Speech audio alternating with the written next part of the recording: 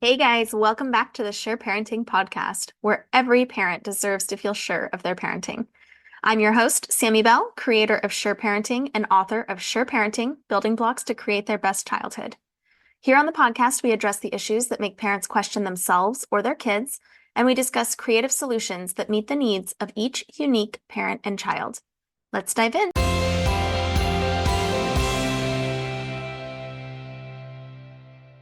Welcome. We're back. All right, today I have Miss Jazmin, and I'm so excited that you are here to talk with us about judgment and the burden that can be. If you want to start out just introducing yourself, telling us a bit about you and your kids, whatever you feel comfortable. And yeah, just let us know who we're talking with today. Awesome.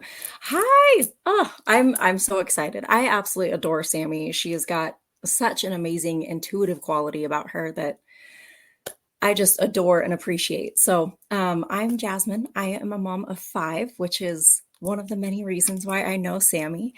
And I am an intuitive healer. I do lots of intuition work, chakra work. I am a crystal Reiki master and do crystal healings, astrology work. I got into all of the things. I was intuitive when I was young, but really shut it down. And through that, I had to learn how to overcome judgment of myself. And as a mom, overcoming judgment of my kids, of the things that they did. And I I am so excited to talk today about how I have learned to overcome that. And I'm not perfect by any means of like, now I have no judgments and I'm got all of it together by any means, but it is an awakening. It is an awareness that has helped me so much. And it makes sense to me because I have to share that I was going through a really hard time, maybe like a year and a half or so ago. And you were one of the very, very, very few people that I really let you see, like the ugly, the stuff that I was very judging of myself. We were just going through some really hard stuff with one of my kids. And, on the surface, there's all the compassion and the love. And underneath that, there's like, I effing hate this. This is awful. And I felt I hadn't said that to anybody at the point that I talked to you. And to be able to say these like what felt like dark thoughts, and get them out of my body, have somebody bear witness to like, yeah, it really is that hard. And that doesn't take away from you as a human or as a mother to have these dark, I keep using the word dark in itself can be a judgment. For me, they felt dark. It felt heavy and it felt scary.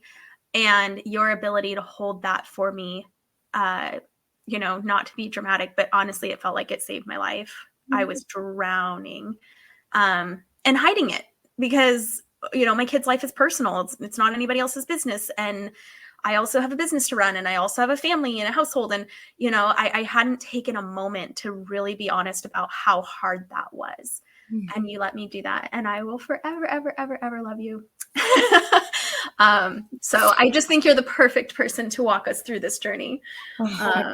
So thank you. Thank you for being you and being here and being there for me when I really, really needed it. Oh my gosh. So grateful, so honored to have been like the slightest little bit a part of that journey, because you were the one that like brought it, right? So I say I'm an intuitive healer, but am I a healer? No, I honestly, no.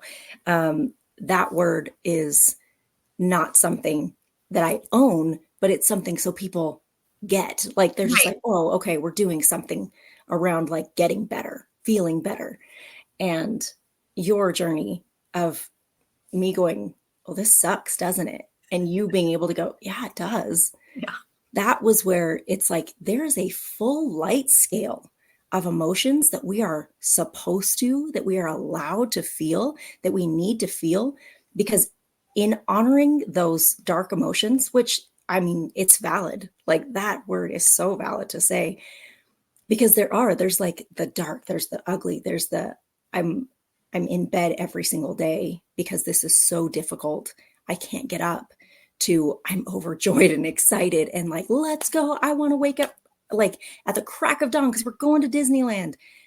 All those emotions need to be seen, need to be felt in order for us to be on this journey of life.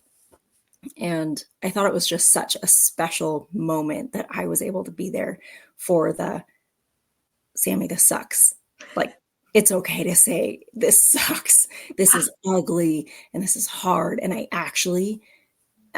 don't know if you actually said this word, but I've said this word before. I hate it. I hate this right now. It being in this, because I've got kids 18 years old down to 7. And it's kind of a spread. Mm-hmm. And there's moments where I'm just like, oh, this is awful. Like I want to run away and hide. Mm-hmm. And in that's like, that is where we see those emotions to go, okay, this is alerting us to not be like, how could I do this? I'm a terrible mom. I'm a terrible parent. I'm a terrible person for feeling this way, and go, something needs to change. Yeah. Do I need to call in support? Mm-hmm. Do I need to relax? Do I need to like observe what is going on so I can be a catalyst to help make the change? Mm-hmm. And that's where we come in and just go, one, the burden is not mine to judge if I'm a terrible parent right now, if my kids are the worst kids in the world, if, if my spouse is good enough right now. We just go, no, we're releasing the judgment because it's a burden. It is a heavy weight to carry. All those crystals behind you that I absolutely love and adore every time I see you on. It's like carrying all of those in a backpack. Oh my God. I just taught a class to kids about crystals, and I carried, I don't know, maybe 50 of these pieces, and it was so heavy. I had to get help to get it because it was in a wagon and I couldn't get the whole wagon out. So I had the 2 teenage boys take the wagon out of my van for me. I can't imagine. That's such a great analogy, to carry like that heavy of a burden. Yeah. It feels in that weight in your soul. You feel it on your heart. You feel it in your solar plexus. Like you feel it in your head. You feel the tension in your shoulders and your neck. Like if you're carrying a burden, your body will start to say, I'm going to show you how big of a burden you're carrying, and something will happen. Mm-hmm. Your neck will go out. Your back will go out. You'll get sick. And so before that happens, before that major signal happens, we want to step back and just go, okay, let me look at see what's happening right now. Mm-hmm. Where do the kids need to be in alignment, or am I out of alignment? Mm-hmm. Because it could be either or both. We need to be aware and look, and that takes stepping back and not being in the heat of it, right? Mm-hmm. Like get out of the fire and allow yourself to just go, I'm going to look and see what's happening. Does my kid need immediate help? Yeah. Are they hurt? Are they bleeding? Are they like doing something super dangerous? We step in right away and we yank them out, right? Mm-hmm. If we're like, I'm trying to figure it out, if they're older, like those teenage years, we kind of want to observe a little bit. Mm-hmm. And I don't know, you tell me what you think too, but I'm kind of like, I want to observe, like, is it friends? Are you being the problem? Mm-hmm. Is this something I need to step into? Or do I need to respect your journey in this? Mm-hmm. Is there something for you to learn? I just got chills. There's something that is so unique about this culture, where good parents feel like it's their job to very, very tightly hold on to their teen's experience. And they have a visceral reaction to observing their child's journey. Your child will experience heartbreak, and they will experience, disagreements with their friends. And it's not for us to be like, oh no, but Sally's really your friend. You can't say that to her. That's mean. And it's like, well, that might be how she feels. And maybe she's not handling it in the most mature way because she's not mature yet. But this is the experience of friendships and loss and conflict. And when we have the capacity to tolerate distressing feelings, we do a lot. We create our own release, right? We're not carrying that burden. We teach our children that it is possible to tolerate distressing feelings. Mm. And So good. that is huge. There's going to be distressing feelings in people's lives. And so when we learn for ourselves how to tolerate those distressing feelings, they see that it's possible. Even if they're still having a hard time learning that, they're on that journey to learn that, they know it's possible. They have something to aim for. And then 3, we start to teach them, we believe in their capacity to become the leader of their own life. Mm. And I think that I've watched you coach several times, and it's something you are so good at, is noticing when people are trying to take ownership of somebody else's journey. You're like, and even when they are like, that's not what they're saying, right? Like it's subtle sometimes, the signs. And you'll so gently kind of bring them back and go, is it possible that might be their journey? And every time I'm like, oh, yes, because I have a propensity to do it, you know? And I want to, for those of you like me, sometimes it is valid because your child is very, very young, or because there's a medical issue or a learning disability or something along those lines where like they actually do need more support than a standard situation. But there still has to be this divide. And okay, so now I'm forgetting who somebody trained with you, and I can't remember who it was. It was a couple years ago. They had done like coaching with you or done a class with you. And then I was talking to them, and they gave me this visual of this path, and that it wasn't my job to like hitch my kid on like a backpack and walk the path for them. It was my job to link arms with them and be like, okay, let's walk. And I was like, oh, that's so different. Like energetically, emotionally, that's so different. And when your kids have faced scary things, medical things, mental, emotional things, at least for me, I think that you need somebody outside to go, hey, psst, step back. Just take a big step back. Because from that place of love and you know, maybe positive intention, you end up taking on, or I ended up taking on so much that it was giving the message of you can't do it. I have to do it for you. And that's never what I actually want. Yeah. So yes, there are their own people with their own journey and their own path. So, I mean, gosh, there's so many ways we could go with this. If you find yourself resonating with this and you're feeling like, oh, shoot, I'm doing that. I'm taking over too much. I'm not respecting them on their journey. And then you start spiraling into your judgment and shame about that. What's the next step?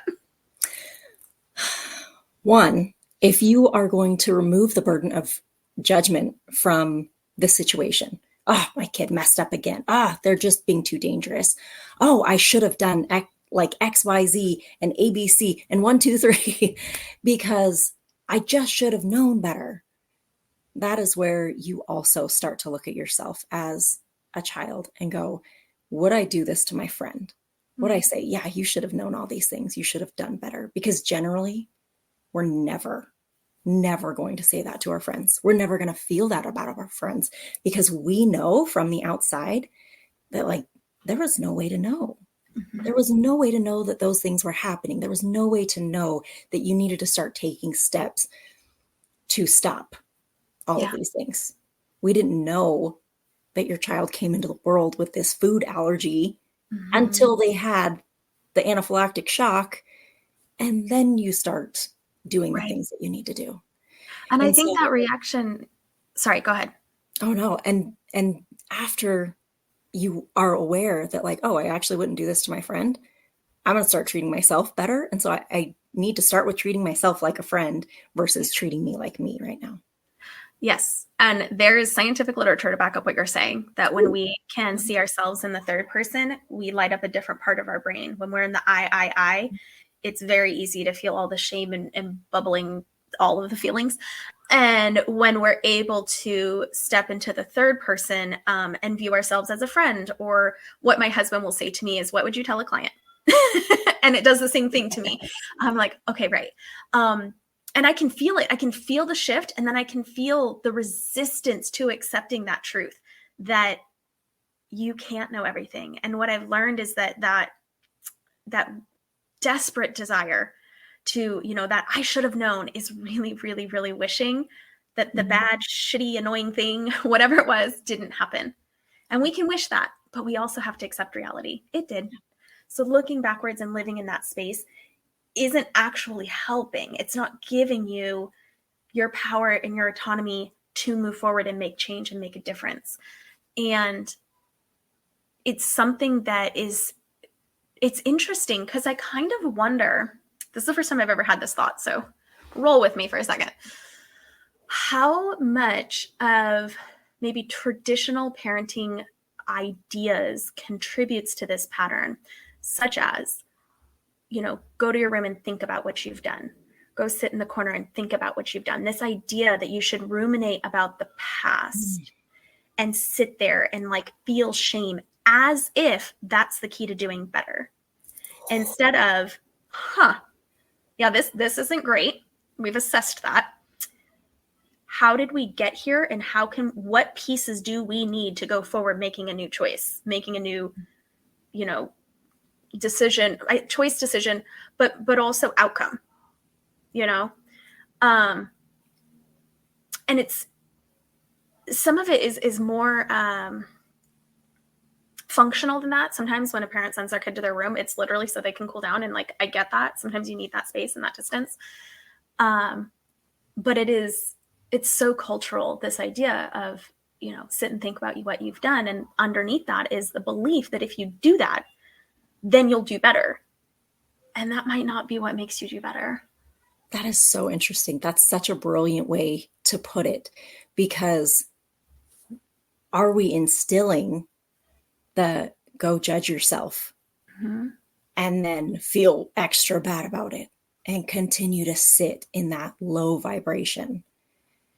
And when I can't remember if it was my last two or my last three kids, I would tell them to go take a moment. And I wouldn't tell them to think about it. I would say, go take a meditation moment. And they would go to their rooms and they knew how to take meditation breaths.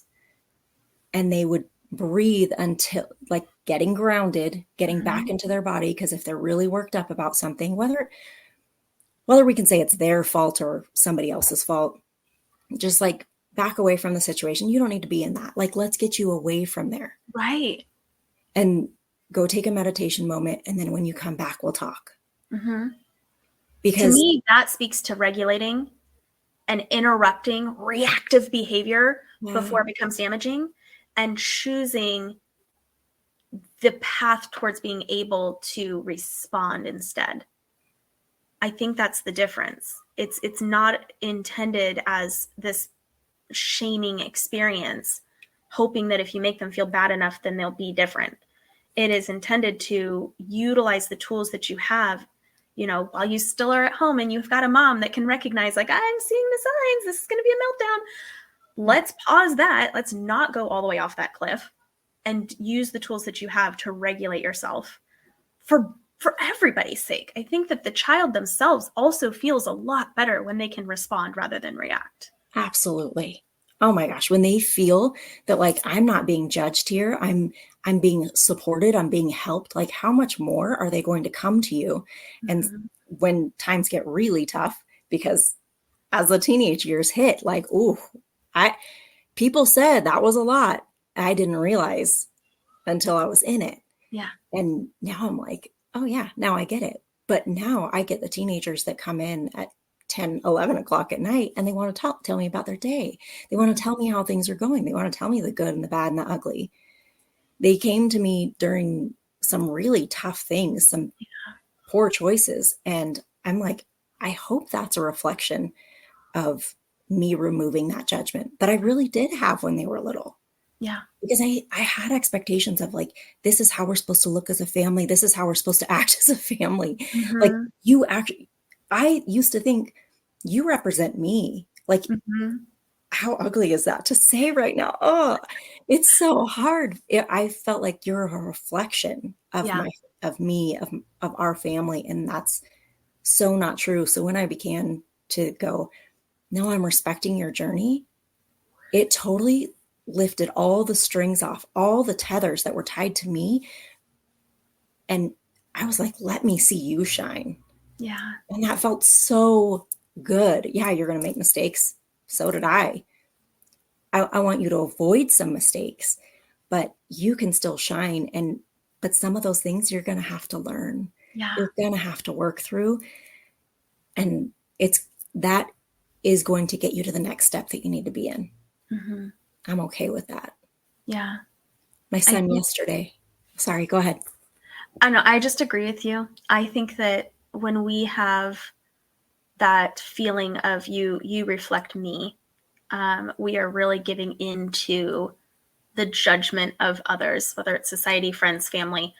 Um, and we're putting such an impossible burden on children because we can't actually control what other people think. Absolutely. If we're operating from this place of you have to look a certain way to make me look a certain way so that we can control what everyone thinks about us, Yikes. sorry, that's not going to work anyway.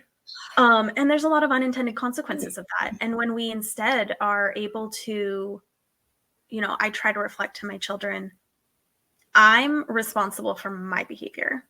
That's my job. I will critique my own behavior, to see, is this how I want to act? Is this something I could improve on? Is this something I feel pretty comfortable with? Even when somebody tells me I'm wrong. I don't mind doing that, but it's not their job to manage my behavior. And I think that's an important message. Now, please tell me what your son said, because I really want to know. Oh, so my 17-year-old, I took him to a lacrosse game yesterday where we have totally become the big lacrosse family. So, took him to a lacrosse game yesterday so he could see some colleges play. Mm-hmm. He had, we know people on both sides. And he said, oh, I kind of just wish I was like 11 years older and I already had like money coming in and my career going. And I just could kind of do the things that I wanted to do. And I was like, I get that. Mm-hmm. But also, there's so much to learn along that path that if you don't learn it, you're not going to know what to do when you get there. I mean, it's kind of like the 13 going on 30 thing. Like she woke up and she was like, oh my gosh. Right. And she didn't totally know how to run her career. She didn't know the people in her life. And it's so important to experience all of that along the way. Yeah. Um, and so I was just like, I get it, buddy, but also learn to enjoy the moments that you have because you're 17. This is such like an amazing time of life. Yeah. It can be. Um, love it. And there's such an opportunity to recognize that there's good and bad in every season. Absolutely. Oh I my think, gosh. our teens, so many of them honestly just want to be seen. They Yeah. just want us to be able to see them. And I remember being told, at, I don't know, 15, 16, you don't know what real problems are. You don't have anything to worry about. You don't understand real life. And it's like the amount of that that's true doesn't negate the fact that this is my life. My best Absolutely. friend hating me because of a stupid car engine, that's devastating. Yeah.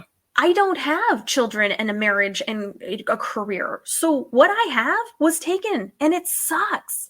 And Yeah. I'm allowed to feel that. And I feel very grateful for the brain I have because I had that thought then. And I was like, yeah, you don't get it. Cool. But I'm not letting go of that belief that I'm allowed to feel how I feel about this. It does suck. This is, one of the biggest losses I've felt, and I should be sad about it. So Yeah.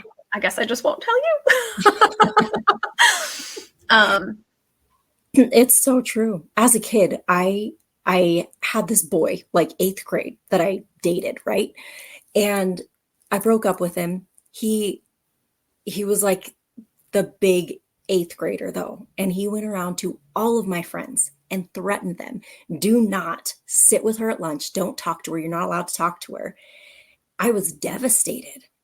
I ended up having 3 of my best girlfriends. They would come and sit with me far away from everybody under a tree and just like, this is so dumb. I'm so sorry this is happening.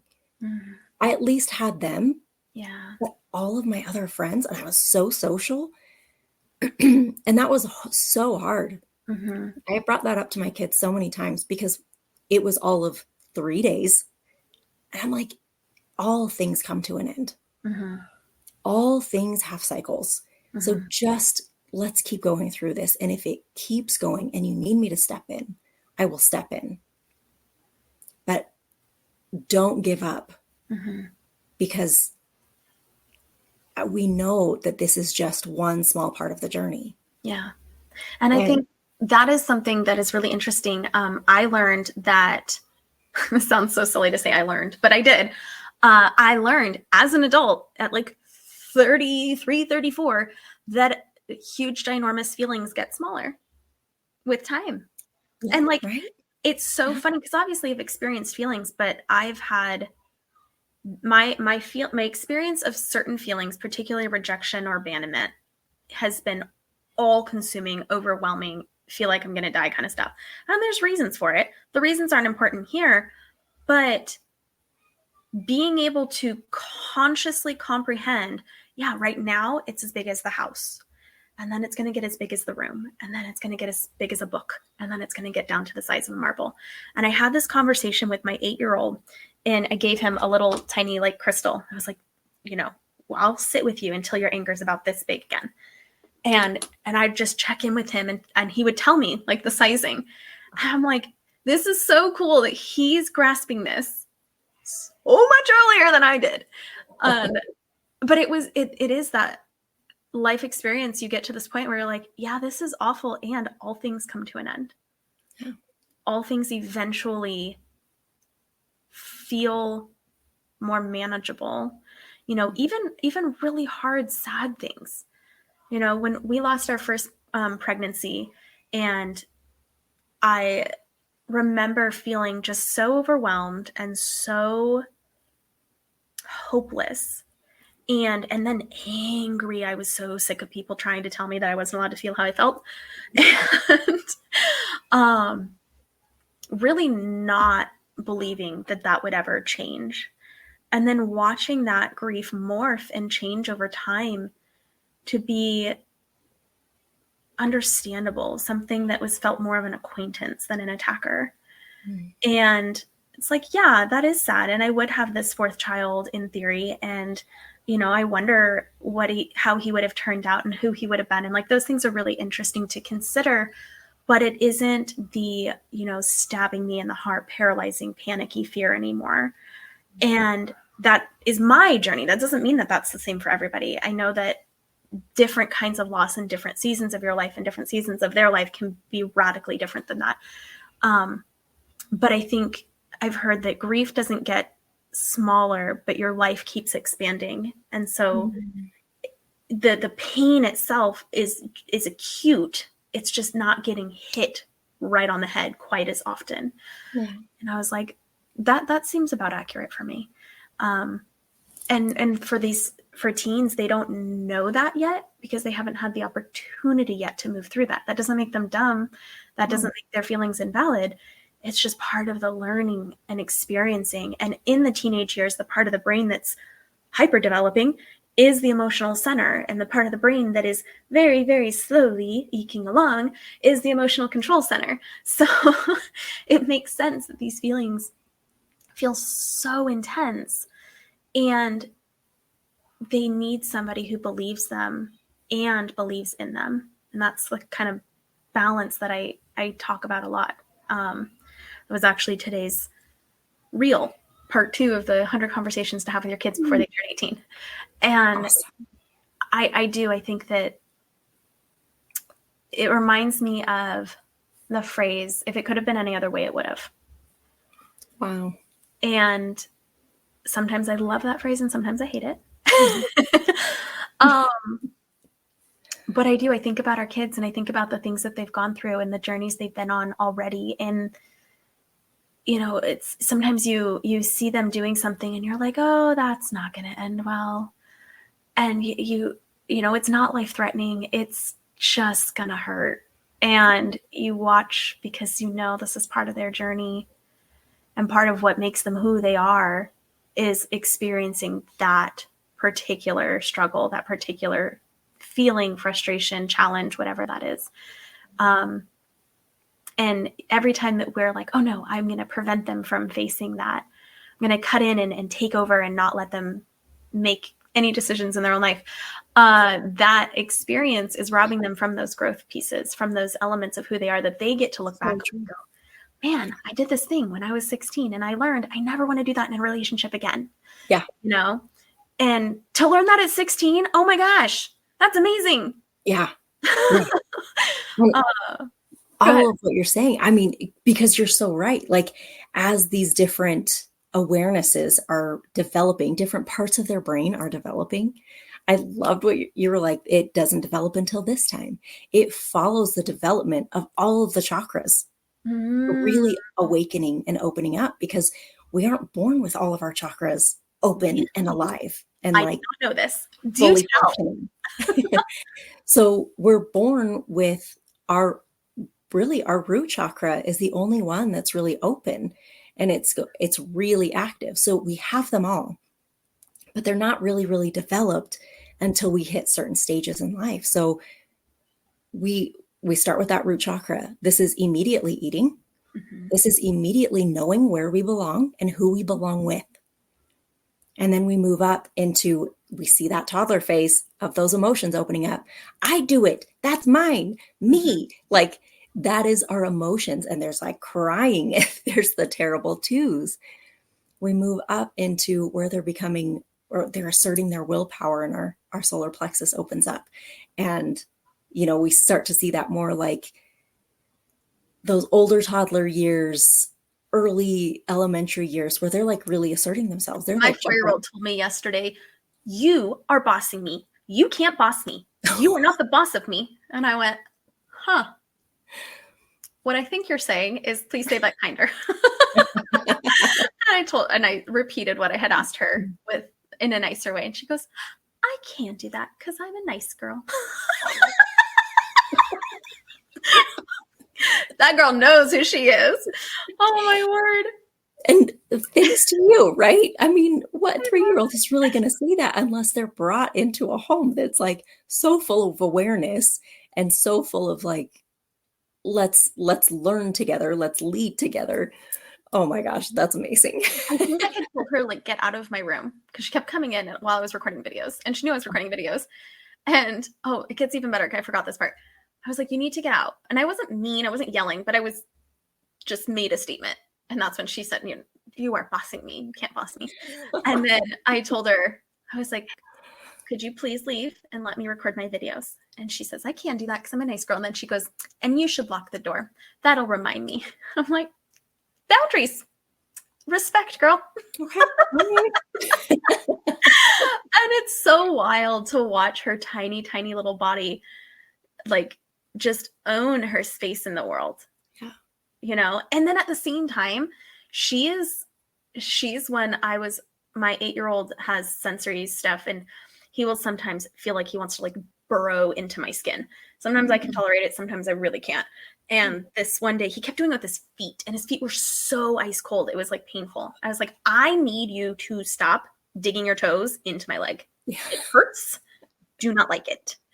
And Kaylin, the 4-year-old, she goes, is that your boundary? I was like, yes, that is my boundary. Yes. And, realistically, boundaries being what I will or will not do, the boundary is, if you cannot stop doing that, I'm going to move my entire body. Like, yeah. I'm not going to sit here because, ow. Yeah. Because I have my own sensory stuff, and cold is not my friend. Yeah. But it was just so funny that she heard this conversation, and like her brain was like, boundaries. Like, she's her. I love it. This girl's wild. I love her. I love her so much. That's amazing. Because they start to be aware of that, so they can start to incorporate that and just go, hey, like, instead of having the like whiny bratty, no, I don't like that. They're like, that's my boundary. And you're like, oh, like, that's more off-putting than just the, Yeah. And you're like, oh. It's so amazing. It feels almost like out of place. Like, it's so mature for her chronological age. For sure. So is that all solar plexus awakening? Yeah, I would say so. I would say, like, asserting your power, asserting your will. It is setting up those boundaries. It is allowing your boundaries to set up a space for you to create your joy. And Mm. it's so marvelous to see. And as a parent, so frustrating because you're like, no, we need to get in the car now. Yeah. Like, put on your jacket. It's 32 degrees outside. And they want to assert their power. And, in a safe way, you're like, all right, I will let you test this. And it's gonna Um, be cold. yeah. And so my big thing with 4 boys, it's like, why don't you bring it just in case? It's always the just in case. Ugh. Yes, just in case you change your mind. Not that Yeah, mom's right and knows what she's talking about. Never that. But just in right. case you decide that your body would like a jacket in Yeah, the actual freezing weather. yeah. And it's like, there's been times where they've forgotten and they're like, that's a good idea just in case. And I'm like, yeah, Mhm. I'm not here to tell you right or wrong. Like, just On the know. jacket. On other things, yes, definitely. Right, right. On the jacket, like, But my I've kids heard you wear complain shorts in the before. snow. Why do they do that? I don't understand. Why do they do that? There's a It's so funny wild. reel going around. It's like when it gets 40 degrees in Utah, it could be the same thing in Idaho. It's like all these 12-year-old boys running around with no shirts on playing football. And it's like, yep, that's it. Uh-huh. It's so hot outside, Mom, as they walk in the door from school. I'm like, It's okay, 50 degrees. Yeah, it was good for 50 you. degrees. It was it yesterday or the day before, and my kids were shirts off, running around. Like, you Okay. I'm waiting for summer weather for that. Okay, so what comes after solar plexus? Solar plexus, and then we move up to heart chakra. Okay. So, heart chakra, we are connecting. All of a sudden, this is where we start to open up socially. This is where we start to feel uh, other people's feelings and go, oh, I really care. I really care that he was mean to her. That's And so this is where we start interesting. to, this is where clicks can start to form because we're connecting energy to energy. And we want to be careful about the clicks and things, but this is where we're like gravitating towards the people that we're matching energy with. We want to make sure that we match energy with the right people. That's awesome. So one of the conversations I have with my kids is about qualities of people as opposed to Mhm. chasing a specific person. Because my kids aren't in public school, so I don't maybe have to deal with this as much. But we're in co-ops and stuff, Yeah. and when a kid is wanting to be friends with somebody, that's great. I like to have just a few seconds of conversation about what is it about them that is friend material? Like, what is it that you're drawn to? Um, because I think that it lays this groundwork for assessing who you allow in your circle and not accepting every breadcrumb, which is who I was at once upon a time. Um, and being able to say, I look for friends that exhibit these qualities. And then that turns into romantic interests too. Mhm. I know a lot of people in the past couple of years who have gotten divorced, and part of their story is just, I married the first available person. I didn't really think like I'm looking for these qualities. I kind of thought I'm supposed to be married, so you'll do. And, and it's not like they're even terrible people. Some of those have happened too, but um sometimes it really is just, I'm just learning in my 30s or 40s that I can actually choose. I'd really hope that that's not one of the paths my kids have to walk. So the only part I can really control is, making it part of the conversation that they get to kind of assess the qualities they're looking for in their friends and their partners. And then they too make sure that they're exhibiting those qualities if that's what they're looking for. Yeah.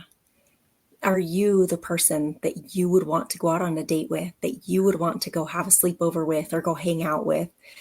And it's like, think about the people that you want to be around. Why do you want to be around them? Why is there such a draw? And then proceed to either make adjustments or become that person that you desire to be Mm-hmm. because they're amazing, because they're awesome, because they're helpful, because they're loving. Not because they're cool, not because they wear the best clothes. That is not who they are. Right. And yeah, it is hard because like your 15-year-old self, this is my perspective. This is what's important to me. I get that. Mm-hmm. Absolutely. Like, that is your perspective. You can only see out of the filter that That are you your have right eyes. now. Yeah. Yeah. And that's totally okay. But let's work within that. And this is where we really need to figure out, am I going to lead you through this, or am I going to partner with you and we just have conversations every now and then, or am I going to totally like back off and let you have the reins, and I'm just there to listen at 10 p.m. at night? And there's a place for each one of those. And I think in this description, even if they are, they're friends with the most popular person and she's got all the Gucci, whatever, I think that's still popular. I don't know, because I don't do brands. I really don't. I know what Gucci is, but I don't buy Gucci. But for at least a moment, that was a thing. My sister is probably laughing hysterically at me right now. She's much better at that world. Point being, there's often a way, and I talk about this in my book on the chapter on perception. There's often a way to frame behaviors or characteristics that seem challenging in a more positive light. So maybe it's that you're drawn to this person's leadership ability, right? Like they walk in a room and they have something that just captures the audience, their charisma, their confidence. I know that I was sometimes drawn to people that could be described as bitchy. That was a common word. But really when I assess that for myself, it is this, I know me. I'm not looking to all these people to decide who I am. I know who I am. And that was so appealing. And partly it was appealing because it was an aspirational recognition. Like, I want to be in that place. And partly I think it was appealing because it felt a little safer being somebody who was a chronic people pleaser and ended up in codependent situations. I didn't have to really worry about with them. They weren't going to need me to fix them, fill in their gaps. That's not how those people are. And it's like a breath of fresh air. Right. So even some, if the first answer seems a little bit shallow, sometimes there's a way to dig in a little. And some kids, they don't want to talk about it right now. That's fine. One of the things I do a lot with teens is just plant seeds. I'm not asking you to fully buy into my theory on anything right now. Your life, your friends, your people. Maybe this is something worth considering. Yeah, Mom, okay. And they move on. Yeah. But the seed's been planted. And it might be, sometimes it's a year later. And they're like, remember that thing you said? I'm like, vaguely. Like, oh yeah, I noticed this. I'm like, oh, I'm glad I talk. Yeah, it is. You'll never hear more than 1% of what they captured and used. Mm-hmm. And that's okay. You just know and trust the process of like, I know spirit, I know something will help them that will trigger what they need in the moment. Yeah. You have to trust it, or like you're going to walk on eggshells your whole life. Yeah. It's so hard to parent if there is no trust that things will work out. I agree. We can't walk on eggshells, and it puts such a burden. Our kids can tell when we're not okay. Oh, and that doesn't mean we always have to be fine. We can have feelings, we can have emotions, we can have seasons. But what will end up happening is they will resent this idea that they need to be something for us to be okay. They're trying to fit in that hole that we are missing. And gosh, it's hard for us because now we have this like level 10 clinger who's trying to fix us. So sweet, such good intention. But then they don't fit into it and they get frustrated. And then we start to see that start to spin and those escalating moments. And it's so tough.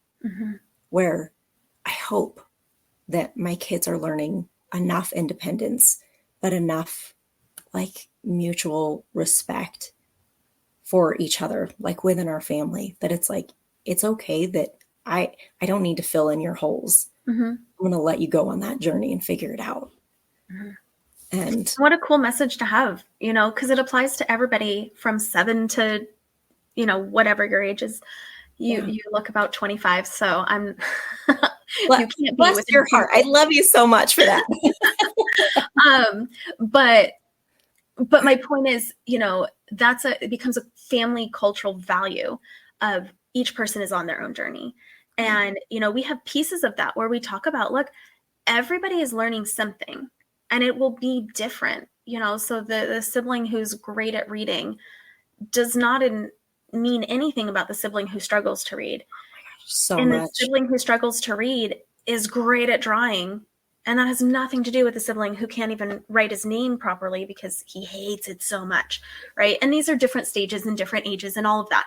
But So I think that one thing I try to talk to my kids about fairly often, they give me opportunities, is do not decide whether or not you're okay based on what somebody else has. Amen. Look at you. What are your needs? Are your needs being met? And if not, let's meet them. Let's figure out that. But that, she got 5 and I got 4. What do you need right now? What is it that you're needing that's feeling like a gap for you? And it sounds petty because, or insignificant. They're arguing about chocolate chips, whatever. But even just the shift from, oh, hey, could I have 5? That's just asking a question, declaring your wish. And that's perfectly fine. There's a risk in that constant scanning and looking for what everybody else has. And one of the paradoxical things that we can sometimes end up doing as parents that I learned, I don't know when I learned it, but it was one of those like, oh, shoot, moments is if we try to make everything perfectly equal, we actually create that scanning and looking and checking. Yeah. Oh my gosh, so much. I have absolutely adopted we don't do things equally. We do things fair. Because this kid, what is fair for him is that he needs new cleats because his ripped. It doesn't mean all of you now get new cleats. Yeah. We're doing what's needed. Yes. But you know what? You need a couple shirts because yours got ruined. And so we're going to get you some shirts. But it's this It all is. the time. We cannot just because someone turned 16 and got a new car, the 7-year-old doesn't get a new car. Right. And you don't need to then spend thousands of dollars on the 7-year-old's birthday. Absolutely. And I think the phrase that I will often say, and I've heard my 10-year-old say it to his siblings, fair doesn't mean we all get the same thing. Fair means we get what we need. Yes. And I'm like, they listen sometimes. This is glorious. Yeah. I love it. I love it. So from heart chakra, then you go to throat? Yeah. Throat. Okay. So we're learning to speak up. We're learning to use our voice. We're learning to use creativity through communication. So are we telling stories? Are we speaking through our heart, letting our heart come up and express ourselves through compassion? Or are we misfiring there and maybe speaking through anger, past traumas, wounds, fears? And so our throat chakra, we start to develop our way of communicating with others. Are we a good storyteller? Are we a good poet? Are we a good writer? We start to it's where we start to stand up for ourselves and start to communicate back and forth with teachers in the class or with mom and dad and other family members that they're like, oh, they're really starting to grow up. You get those reactions when those kids are starting to really develop their throat chakras, and it's so fun. It's so beautiful. And that's probably a place where a lot of parents would benefit from pausing and letting their child try, letting them practice the skills. I've seen anecdotal stories. I have not actually seen this in person, but so the internet says, parents coming into a college professor's classroom, and being like, why did you give my kid this grade or whatever? And it's like, oh man, the time has passed, mom. This is not yours. You're late. Second of all, that's really the wrong question to ask any teacher ever. They don't give grades. Your child earns grades. So you might be able to say, hey, could you help me understand what happened? My, 7-year-old worked really hard on this and got a D. I'm confused. That's a fine conversation. But your 17-year-old probably should talk to their own teacher. Oh my gosh. Yeah. Oh yeah. And it's hard. And it's easier for them to push it onto you and be like, you do it, mom. It's the thing is though, this is your education. This is your experience. This is your grade. What do you want to do about it? And then maybe even biting your tongue and gritting your teeth because you don't like their answer. But letting them experience that small failure or that, minor setback, even though sometimes it feels really big. I remember making a choice. Perfectionist does not begin to describe how I operated in school. I had an assignment. I stayed up. Also, I have ADHD, and I've ADHD. Part of that can be paralyzing anxiety before you can initiate something. And so waiting till the last second, because then there's finally enough pressure to at least get started. So the night before this report was due, I did all of it, made the whole thing, literally didn't sleep, maybe more than an hour. But I ran out of time to do the title page. One piece of paper. This teacher had a very, very, very strict policy about things being turned in on time. And as I sat there at my desk trying to finish this title page, everybody else turned their papers in. She took the basket back to the desk, and I just fawned. I just put it back in my backpack and didn't even try. I got a 0 when I had finished 98. I would have gotten a 90 at least, if not more. There was a rubric, but I could not tolerate turning it in incomplete. And I couldn't tolerate facing the possibility of her saying, yeah, too late. So I just accepted that it was too late and there was nothing I could do. 9 times out of 10, 99 times out of 100, the teacher might be like, what are you doing? Why didn't you turn that in? And I could be honest and say, I was finishing the title page. And she's like, I'm not giving you credit for the title page. You're supposed to do that at home. All right. But I didn't have consequences in my house were dangerous. It was literally violent and dangerous. So I didn't have this experience with conflict where I was like, it's going to be annoying, but I can handle it. Like I might die. Like that was the level my body was reacting. Yeah. And it's so important for me to create the energy in my home around these experiences that are like, look, sure, it feels scary. That's totally fair. And this is the situation we're in. So we're going to face reality. We're going to see what happens next. Yeah. And I genuinely, I've seen it with my kids. They'll come to me and be like, oh, hey, I broke this or, whatever. I was doing this and it was pretty dumb. And now there's a problem. And I really value that ability for them to face, something that feels difficult. And it helps me to keep in mind my reaction needs to first be, thanks for telling me. And let's see what needs to happen next. Sometimes we've got to pay to fix something. Sometimes we have to do, some wall repair. That's happened. Sometimes. We're in the process of that right now. But that's the life skill. It's not getting it all perfect and doing everything right the first time. It is looking at it and going, whoops, what do I need to do next? Yeah. And I think that, at least in my experience, I had to learn how to feel safe first before I could even try.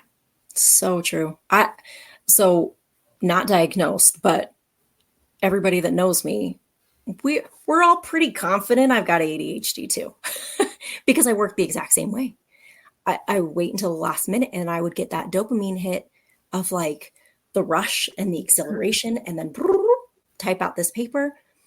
But living in a pass and fail home where everything in your life is pass and fail completely thwarts and changes your ability to live with recognition of there's a spectrum for everything.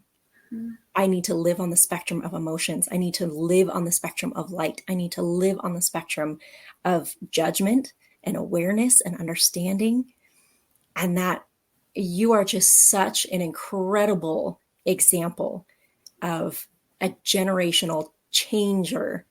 Like I just absolutely adore you and adore your story because I'm like, this is it. These are the people that I want to be around. I want to be surrounded by these people. I want these people to be my friends.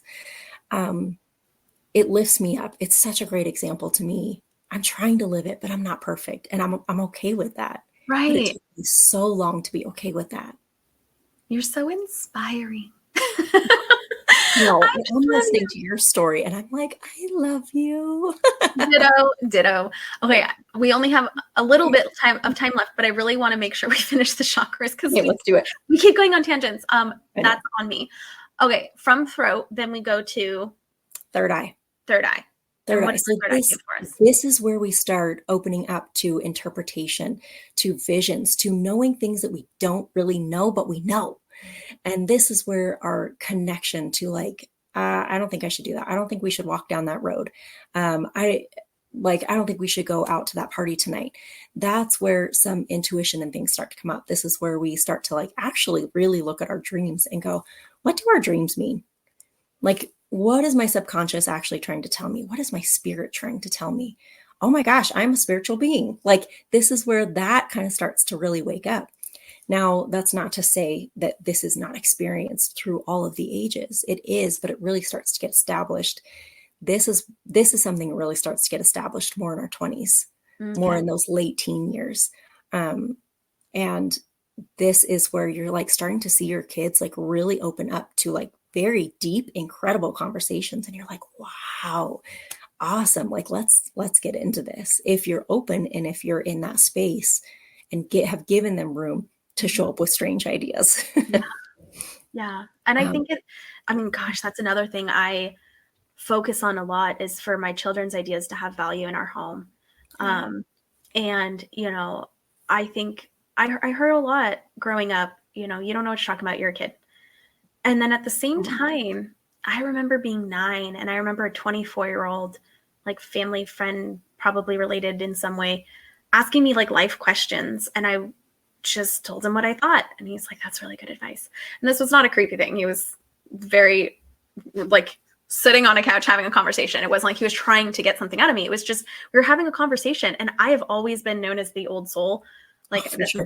that's just kind of how I've always been. So, but I was 9 and there was this adult that was like, that's actually a valid idea. Like, that's a good idea. That's a good point. And when I was in high school, I remember my teacher asking me for my opinion on something. I don't remember how that happened, but it was like, I think she had just said something and then I had an opinion. And so I shared it and she was like, this is a good point. It wasn't like, I'm going to listen to this teenager, but it was like, there was at least some people that were like, you're not bad at this. Yeah. And I how have funny to end up here. Like, oh my gosh, it's perfection. Really is. Can I tell everybody your sun sign? yeah. Okay. Sammy is a Virgo. And this is like one of 2 signs that is like, this is the mother. This is the one who takes care of everybody. This is the one who is the lifelong servant. This is the one who loves to learn. This is the one who sees details so well and has a beautiful way of going, hey, you overlooked this and this and this. And everybody's like, oh my gosh, you're so right. Like, you've said so many things today that I'm like, oh, her Virgo is just shining beautifully. That's Because awesome. I will say all the signs are so special, but I love when someone is like living in their sun sign where, and you live all of your signs so beautifully. You really, really do. Aw. But this is why she's so good at what she does, because she sees the details and she's like, oh, this is where we can make little tweaks. And she has that gentle Virgo energy, which is why she's not like yelling at you and going, why did you not see this before? Oh my God, I could never. I know. And that is why I've asked questions, because I'm like, I know Sammy's not going to yell at me. I But have some such people admiration do. for people that are willing to face what they maybe didn't know before. The willingness to be open to somebody else's perspective, especially in parenting that is so vulnerable and raw. Nothing but respect. There's just no other option. I can't fathom yelling at a parent. Like, it is hard to be open enough to be like, hey, this isn't working. I need help. Yeah. That is a hard and very brave thing to do. And I find that courage to be so inspiring. Every post, there's times where I'm like, okay, this is a lot. We're calling a 4-year-old a bunch of really rotten names. That's a lot. Let's regulate, right? Like, there's mothering a little bit, right? Of like, there's a line. But also even underneath that, like, I know there's pain and frustration, and you probably aren't getting your needs met, and you're probably so just bone dry that you can't see past this moment yet. And that's okay, because I know that you will. I know that once we are able to fill your cup a little bit, you're going to be able to release some of that stranglehold you have on control and breathe and give yourself grace, which enables you to give your kid grace. Yeah. And yeah, I mean, I'm a human. I just, there's certain things I've certainly judged in my life, but it's never been in response to somebody actually opening up and asking for help. I've seen some horrendous things in my world. And yeah, I'm still human. There's still judgment sometimes. Yeah. But it's never the one that's like, hey, I need help. It's like, I mad respect for that, you know. Yeah. That's something I'll always love about the parents in this group. Yeah. And you can always go, hey, that was not the best, but we can change it. Right. And we don't have to, there's no judgment in that. Yeah, you're right. That wasn't the best. Let's move on. Yeah. Let's leave that go in the forward. past. The next time that happens, because your kids will give you another chance to practice, I promise. Absolutely. Absolutely. Oh my gosh. Yeah, for sure. Okay. So that was intuition. And then the top, right? The crown. Yeah. So all of our chakras are intuition. I have taught a course on how all of our chakras are portals of intuition. Oh, cool. But excuse me. So crown chakra, this is understanding that we are part of the whole world. We are part of the entire universe. This is connection to divine, understanding we are also divine, understanding we can get clarity. This is where we start to allow ourselves to open up to other thoughts, other ideas, and not go, everything that I taught was the only thing that was true. And this is where we start to go, oh, what's your perspective? Oh, what's your perspective? And we really start to blossom as a human and go, this is why it's our crown chakra, and develop to the last, usually, I will say usually, because certain traumas can change things up of what needs to open up. So we are safe. And, but this is where we start to go, oh, I don't have to have such a strong hold on the control, on me being right, because that feels safe. I feel safe in the world. I feel safe as a being in the universe. And it's such a fun playground to be in when you can open that crown chakra. When we got third eye and crown chakra playground going on, then that is where we feel so much more free. Like we're already grounded. We've already got those bottom chakras open and functioning. And we go, yeah, I'm here now, but I can also travel mentally and go, there's so much more, and I can expand, and I don't have to be in this little box. And it's so fun to see people start to play around in that and go, I am a spiritual being. I am a human. I love myself, and I make mistakes. And that's where like it all comes full circle, and you're just like, yes, rest in that, live in that, be that.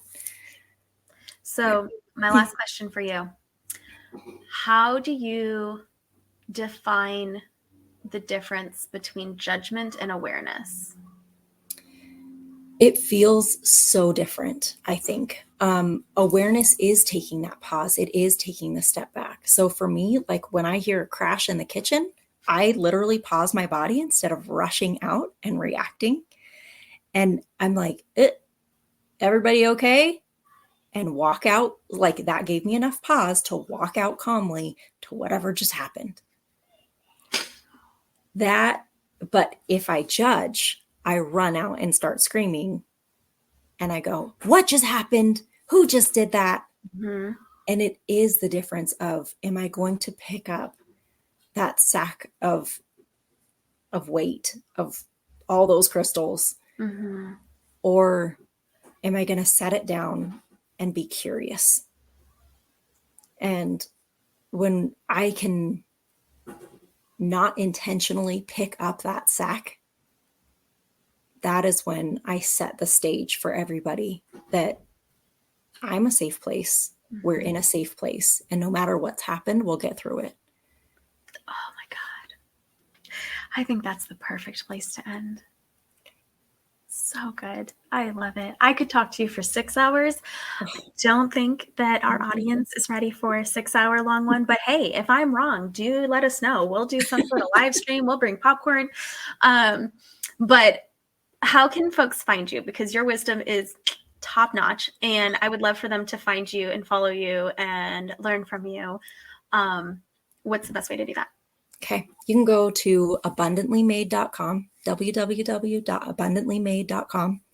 That is my business name, Abundantly Made. I believe we are all abundantly made. I believe the earth was abundantly made for us and has everything that we need. There you can find sessions to work with me. You can find astrology readings. I will occasionally put my jewelry up on there that I make. I love And I will put it up. Use the code SURE20 and I will take 20% off. Wow. Thank Private you. sessions, astrology readings just for you guys. That's incredible. Thank you so much. And I will say for you guys, if you've never done an astrology reading, Jazmin's really unique because she takes your information and your kids and is able to show you like, this might be where you're clashing, but this is where you can empower each other. And this is where you can learn from each other. And it's really unique. It's really, really empowering for like the whole family. Yeah. If you guys want that session, look for, I forgot what I call it, but initially I was calling it the mommy and me sessions, but I'm like, okay, dads want this too. And it like, we're looking at your relationship because you have so many gifts to give your child, but your child in return has so many gifts to give to you. That one right there. It's my favorite. Yeah, that was, it's really cool. I've talked about this before, but I genuinely believe that our children chose us and that they have lessons to teach us. And not all parents are open in this lifetime to learning those things. And that is a shame, I guess. But if you can accept that like this is a whole person and there are things they can teach you, it's such a cool experience. Yeah. It's so cool to be able to learn. Like my children have radically changed me in so many incredible ways. Mm-hmm. And you know, who I've had to become to mother each of their unique types has helped me to grow in all of the areas. And I'm really grateful for that, you know? So I'm so glad you're here. I'm so glad you're in the world. You're incredible. Thank you so much. Thank you. So grateful for you. So much love. All right, guys. All right. We will sign off for now and we will chat with everybody later. Bye.